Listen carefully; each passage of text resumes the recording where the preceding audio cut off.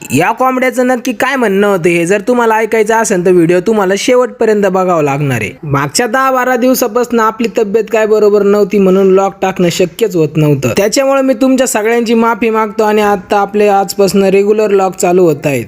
साई भाऊ आपल्याला आले होते मदतीसाठी कारण आपली तब्येत बरोबर नव्हती। त्यांनी सगळे पिंजरे वगैरे देऊन डॉगची काळजी घेतलेली आहे।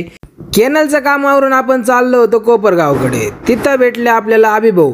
हे झाले MR। हा जो भोळा चारा, या भोळ्या चारा मागचं रहस्य ज्यांना माहिती त्यांनी कमेंटमध्ये सांगा।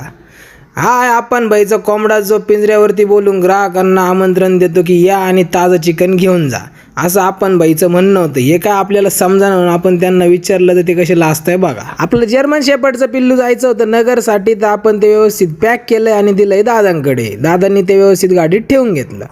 हे आपल्याकडे लॅबचे पपीज उपलब्ध आहेत। हे मिस्टर स्कॉचचे आहे, तुम्ही पपीजची क्वालिटी चेक करा। त्यानंतर हे काळ सोनं देखील उपलब्ध आहे। हे पपी जर तुम्हाला पाहिजे असेल तर स्क्रीनवरती माझा नंबर दिला आहे, त्यावरती तुम्ही मला कॉन्टॅक्ट करू शकता। भेटूया उद्याच्या व्लॉगमध्ये। ओम साईराम।